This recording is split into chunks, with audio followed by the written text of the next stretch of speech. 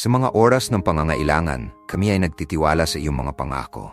Ang iyong mga salita ay nagsasabing kami ay hindi mawawala ng pag-asa dahil ikaw ang aming tagapagligtas. Hinihiling namin na sa bawat sumpang nagmumula sa mga salinlahi, kami ay mapalaya. Ang iyong kapangyarihan ay hindi nagkukulang at kami ay umaasa na ang lahat ng mga balak ng kaaway ay mawawala ng bisa. Naway ang aming mga puso ay punuin ng iyong kapayapaan at pagmamahal. Ipinagdarasal namin ang aming mga pamilya, mga kaibigan at lahat ng mahal sa buhay. Hinihiling namin na ang iyong proteksyon ay sumakanila rin. Sa bawat sumpang maaring kumapit sa kanila, kami ay humihiling ng iyong pagpapalaya. Hinihiling namin na ang iyong mga salita ay maging kalasag sa kanila, na ang iyong liwanag ay maging gabay sa kanilang landas. O Diyos, sa iyong pangalan, kami ay lumalapit na may pusong puno ng pananampalataya. Ang bawat sumpang nagdudulot ng takot at pangamba ay aming itinataboy. Sa mga pagkakataong kami ay nadarama ng panghihina, kami ay nagiging matatag sa iyong mga pangako. O Diyos, ikaw ang aming lakas at ang aming kanlungan. Sa bawat hakbang naming tatahakin, kami ay umaasa na ang iyong mga anghel ay kasama namin. Sa iyong mga kamay, kami ay nagpapakumbaba, umaasa sa iyong mga pangako at hindi natatakot sa mga pagsubok na aming haharapin. O Diyos na makapangyarihan, sa iyong kaharian, kami ay naglalapit ng aming mga puso at isipan. Sa bawat pagkakataon na kami ay nahaharap sa mga pagsubok, nananalangin kami na ang iyong mga salita ay maging ilaw na magbibigay liwanag sa aming mga landas. Sa mga pagkakataong kami ay naguguluhan at nawawalan ng pag-asa, tulungan mo kaming muling lumingon sa iyo at sa iyong mga pangako. Sa mga pagkakataong kami ay tinutukso ng mga takot at pangamba, naway ang iyong kapayapaan ay sumakop sa aming mga isip at damdamin. O Ama, sa bawat laban na aming kinakaharap, kami ay humihiling ng iyong lakas at tapang. Tulungan mo kaming hindi sumuko sa mga pagsubok, kundi lumaban na may pananampalataya at pag-asa sa iyong mga pangako. Sa mga oras na kami ay nadarama ng panghihina, ipaalam mo sa amin na sa iyo kami ay makakahanap ng tunay na lakas. Ang iyong mga salita ay nagsasabing hindi kami nag-iisa sapagkat ikaw ang aming kasama sa bawat yugto ng aming buhay. Sa iyong mga palad, kami ay nagiging ligtas at protektado mula sa mga panganib ng mundo. Ipinapanalangin namin ang mga tao sa aming paligid, mga pamilya, kaibigan at mga mahal sa buhay. Hinihiling namin na ang iyong mga pangako ay sumaklaw din sa kanila, na sila ay maging ligtas sa mga sumpang maaring umabot sa kanila. Sa bawat pagkakataon na sila ay nahaharap sa mga pagsubok, naway ipaalala mo sa kanila ang iyong pagmamahal at proteksyon. Hinihiling namin na ang iyong mga anghel ay maging tagapagbantay sa kanilang mga hakbang, na ang iyong liwanag ay palaging magsilbing gabay sa kanilang landas. O Diyos, sa iyong pangalan, kami ay nag-aalay ng aming mga kahilingan at pangarap. Sa mga oras ng pagdududa, kami ay humihingi ng iyong gabay upang kami ay makakita ng kaliwanagan. Huwag mo kaming hayaan na maligaw ng landas, kundi tulungan mo kaming maging matatag sa aming mga desisyon. Sa bawat hakbang na aming tatahakin, naway ang iyong mga pangako ay maging patnubay at lakas. Hinihiling namin na sa mga pagkakataong kami ay nahaharap sa mga hamon, kami ay manatiling nakatuon sa iyong mga salita at sa iyong katotohanan. Panginoon, ikaw ang aming tagapagtanggol at kanlungan. Sa mga oras na kami ay naguluhan, kami ay humihingi ng iyong kaalaman at karunungan. Naway ang iyong Espiritu Santo ang mamuno sa aming mga puso at isipan na magbigay gabay sa aming mga desisyon at hakbang.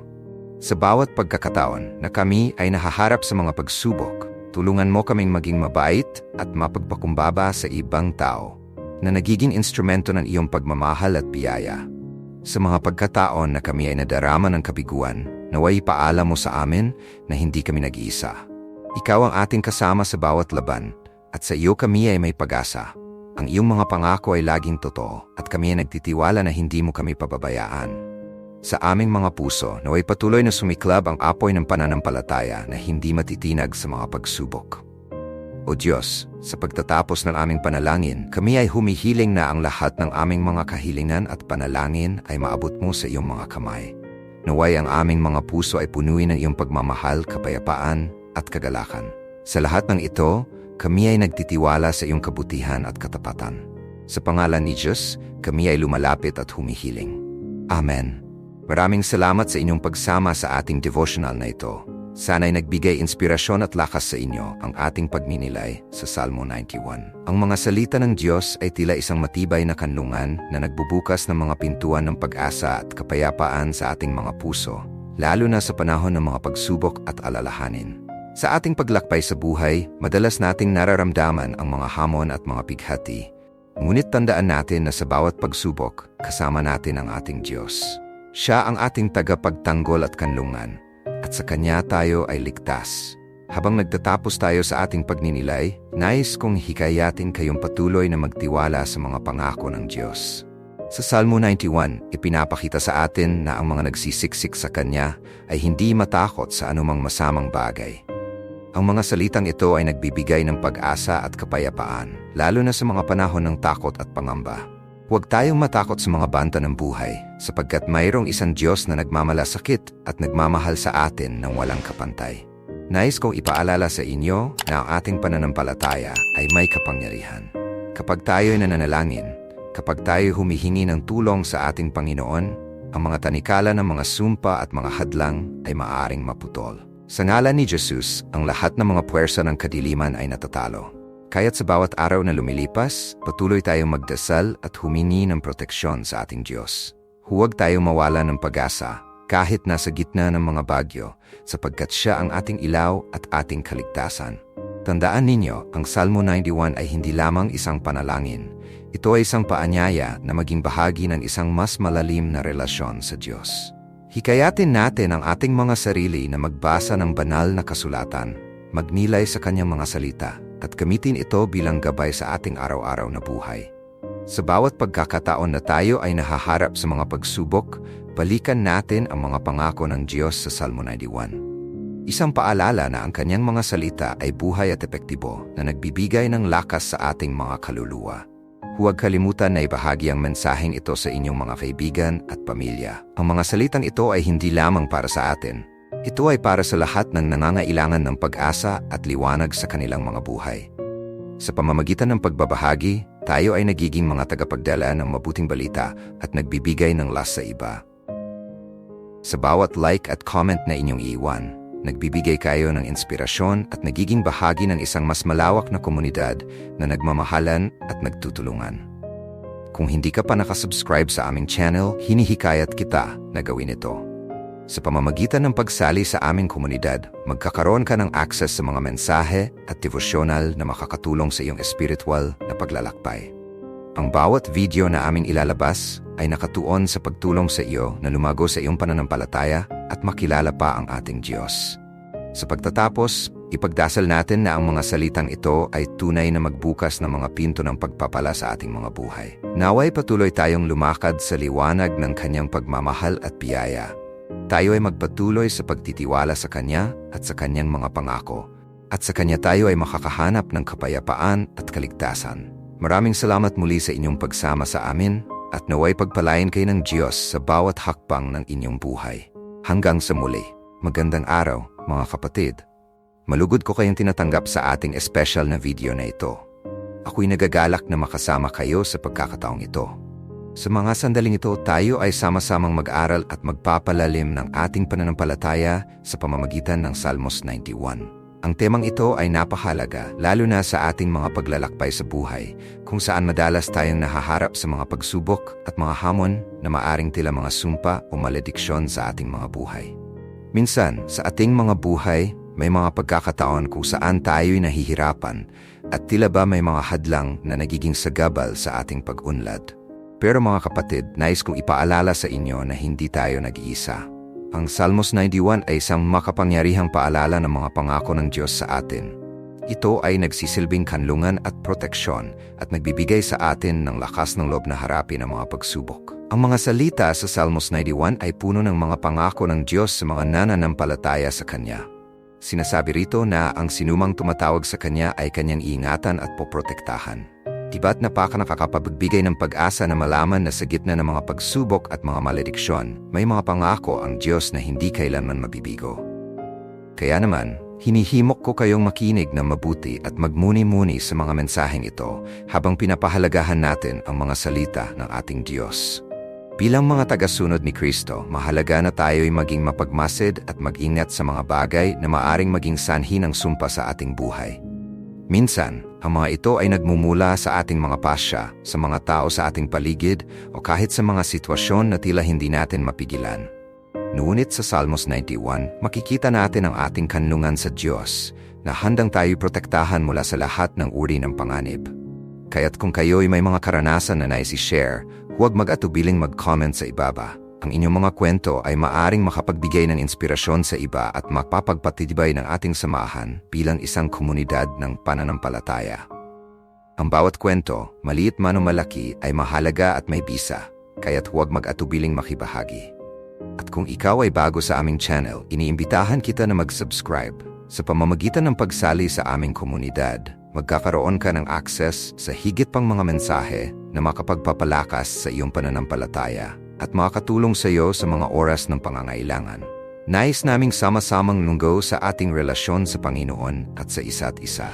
Sa ating pagtalakay sa Salmos 91, tatalakayin natin ang mga aspeto ng proteksyon at kanyang mga pangako. Makikita natin kung paano natin maaaring gamitin ang mga kataga ng Salmos na ito bilang isang panalangin at isang sandata laban sa mga malediksyon na maaaring nagilita sa ating buhay. Tayo tutuon sa mga talatang naglalaman ng mga pangako ng Diyos at paano natin mayaangkop ang mga ito sa ating mga sitwasyon. Mahalaga ring alalahanin na ang ating pananampalataya ay hindi lamang isang panlabas na anyo. Ito rin ay isang panloob na estado ng ating puso. Ang tunay na pagtitiwala sa Diyos ay nagmumula sa ating kaalaman at ugnayan sa Kanya. Kaya't habang tayo ay nag-aaral ng Salmos 91, tanungin natin ang ating mga sarili. Paano ba tayo makakapagbigay ng higit na puwang sa Diyos sa ating mga buhay? Paano natin may papakita ang ating pagtitiwala sa Kanya sa bawat hakbang na ating ginagawa? Muli, salamat sa inyong pagdalo sa ating pag-aaral na ito. Naway maging inspirasyon ang ating pagtalakay sa Psalm 91 at makapagbigay ng liwanag sa ating mga daan. Huwag kalimutang i-like ang video na ito kung sa tingin mo ito ay makatulong sa iba. Handa na ba kayo? Tara't simulan na natin ang ating paglalakbay sa Salmos 91. Ang Salmo 91 ay isang makapangyarihang talata na nagbibigay ng mensahe ng proteksyon at kaligtasan sa mga nananampalataya. Sa mga panahong puno ng takot at pangamba, ang mga kataga nito ay nagsisilbing liwanag at kanlungan. Ang mga salin ng Salmo 91 ay nagpapakita ng tiwala sa Diyos bilang ating kanlungan at tagapagligtas. Ang sinumang humahanap ng proteksyon sa Kanya ay makakasumpong ng tunay na kapayapaan at seguridad.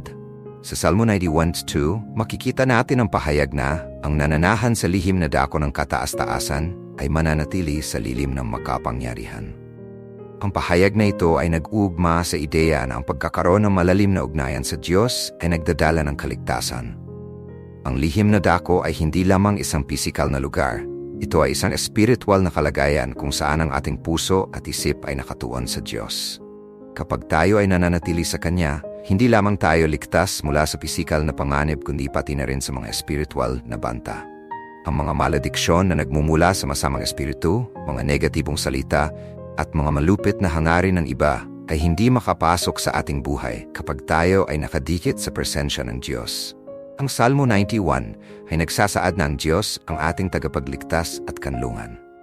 Ang pagkilala sa Kanya bilang tagapagtanggol ay isang mahalagang hakbang sa pagwawaksi ng mga malediksyon. Sa mga pagkakataong tayo ay dumaranas ng pagsubok, ang ating pananalig sa Kanyang proteksyon ay nagiging sandata laban sa mga puwersang nais tayong papagsakin. Ang Kanyang mga pangako ay nagsisilbing balwarte nagpoprotekta sa atin mula sa mga pananakit ng buhay. Ang mga mensahe ng pag-asa at lakas na nakapaloob sa Salmo 91 ay nagbibigay ng kaginhawaan sa mga naguguluhan at natatakot na maaring napapaligiran ng mga negatibong impluensya.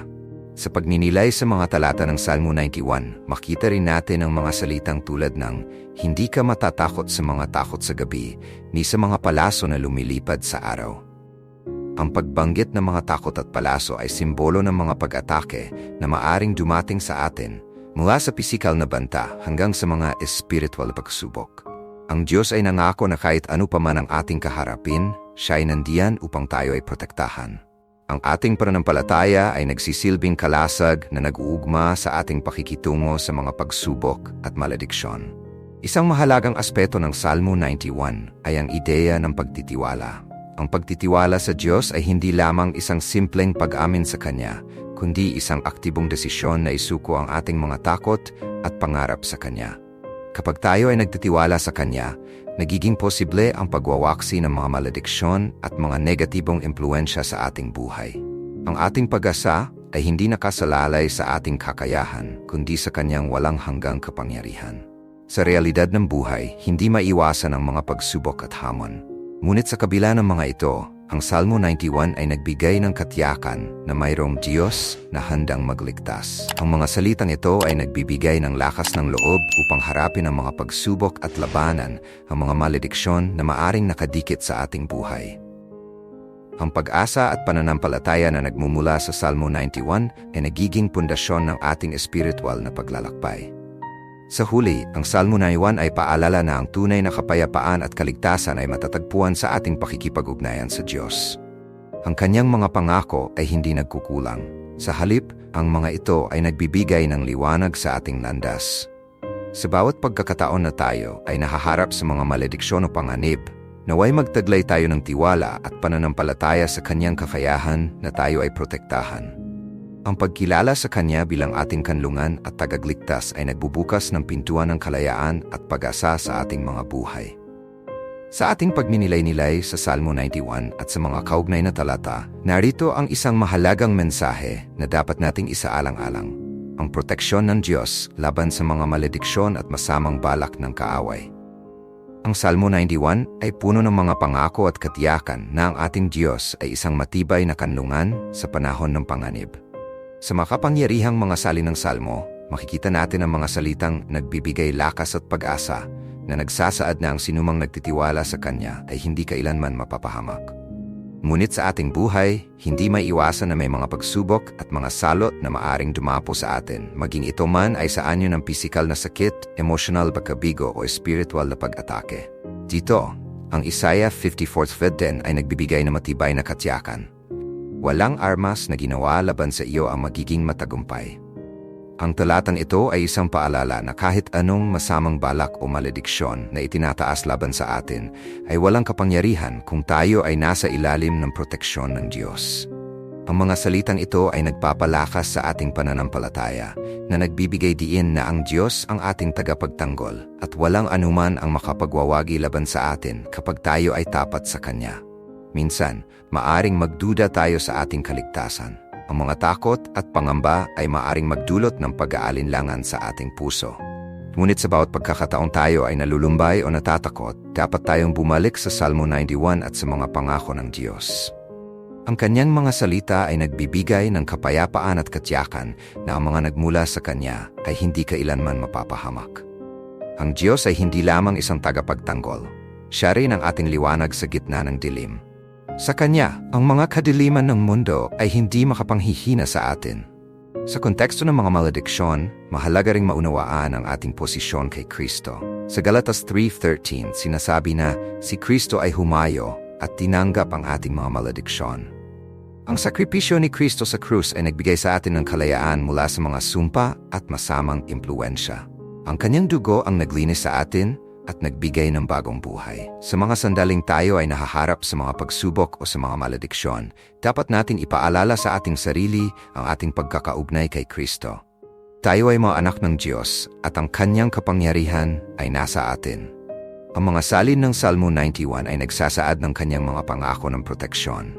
Ang mga salitang tayo ay Kanyang ililigtas mula sa bitag ng manghuhuli at mula sa nakapangilabot na salot ay nagpapakita ng ating tiwala sa Kanya. Ang Diyos ay may kapangyarihan na iligtas tayo mula sa lahat ng uri ng panganib at ang Kanyang mga pangako ay hindi kailanman mabibigo. Sa bawat laban na ating kinakaharap, ang ating pananampalataya ang susi sa ating tagumpay. Tayo rin ay hinihimok na maging matatag sa ating pananampalataya. Ang mga malediksyon at masamang balak ng kaaway ay hindi mawawala. Ngunit sa ating pagtitiwala sa Diyos, tayo magkakaroon ng lakas upang labanan ang mga ito. Ang salin ng Salmo 91 ay nagsisilbing armor na nagbibigay proteksyon sa ating espiritu. Ang ating pagkilala sa Kanyang kapangyarihan at pagmamahal ay nagiging pananggalang laban sa anumang uri ng pag-atake. Sa huli, ang Salmo 91 kasama ng mga talatang tulad ng Isaiah 54 at Galatas 3:13 ay nagbibigay ng isang kumpletong mensahe ng pag-asa at proteksyon. Ang mga ito ay paalala na sa ating paglalakbay, hindi tayo nag-iisa. Ang Diyos ay palaging kasama natin, handang ipagtanggol at iligtas tayo mula sa lahat ng uri ng masama. Sa ating pagtitiwala sa Kanya, tayo ay magiging malaya mula sa anumang malediksyon, at ang ating mga puso ay mapupuno ng kapayapaan at pag-asa sa Kanyang mga pangako. Sa ating pagninilay-nilay sa Salmo 91, partikular na sa konteksto ng pagwawaksi ng mga malediksyon, mahalagang maunawaan ang mensahe ng kalayaan na hatid ng ating Panginoong Jesucristo. Sa Galatas 3:13, sinasabi na si Kristo ay humayo at tinanggap ang ating mga malediksyon. Ang talatang ito ay matibay na paalala na sa pamamagitan ng Kanyang sakripisyo, tayo ay pinalaya mula sa mga sumpa at negatibong impluensya na maaaring humadlang sa ating buhay. Ang salitang malediksyon ay naglalarawan ng mga negatibong kapangyarihan o puwersa na nagdadala ng mga masamang epekto sa ating buhay. Maraming tao ang nakakaranas ng mga pagsubok at suliranin na tila hindi natatapos, at kadalasang naisip na ito ay bunga ng mga malediksyon. Sa ganitong sitwasyon, mahalaga ang pagkilala sa ating kalayaan sa pamamagitan ni Kristo. Ang Kanyang pagdating ay nagbigay sa atin ng bagong buhay at ang ating pagtanggap sa Kanya bilang tagapagligtas ay nagbukas ng pintuan para sa ating kalayaan mula sa anumang uri ng malediksyon.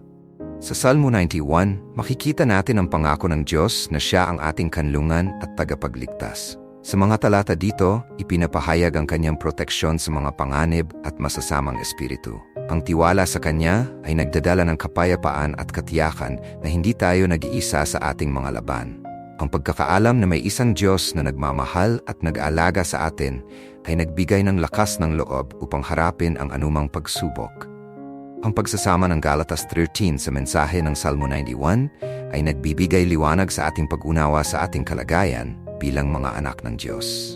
Sa pamamagitan ng Kanyang sakripisyo, ang mga malediksyon na nagbabalot sa atin ay nasira na. Hindi na natin kailangang magdusa sa mga epekto ng mga ito dahil si Kristo ay pumasa ng lahat ng ito sa Kanyang katawan sa krus.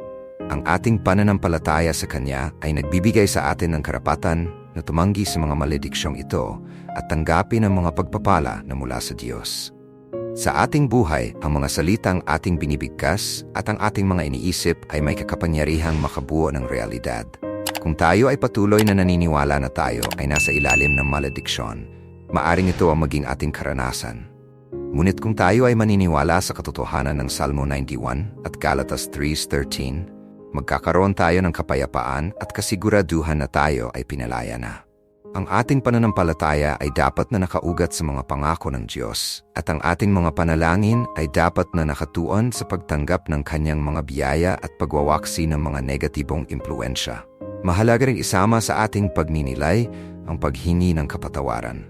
Minsan, ang mga malediksyong ating nararanasan ay maaring bunga ng ating sariling mga pagkakamali o pagkakasala. Ang pagninilay sa ating mga pagkukulang at ang pagtanggap ng biyaya ng kapatawaran mula sa Diyos ay isang mahalagang hakbang sa ating paglalakad patungo sa kalayaan.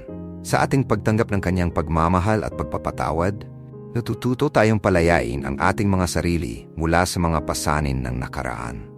Sa huli, ang pag-unawa sa ating kalayaan mula sa mga malediksyon ay hindi lamang tungkol sa ating sarili, kundi pati na rin sa ating mga mahal sa buhay. Sa ating pananampalataya at pagtitiwala sa Diyos, maaari tayong maging daluyan ng Kanyang biyaya sa iba. Ang ating mga testimonya ng Kanyang kabutihan at proteksyon ay makapagliligtas at makapagbibigay ng pag-asa sa mga tao sa ating paligid. Bilang pagtatapos ng ating pagninilay, mahalaga na tayo ay manalangin at humiling ng tulong sa Diyos upang patuloy tayong maging matatag sa ating pananampalataya.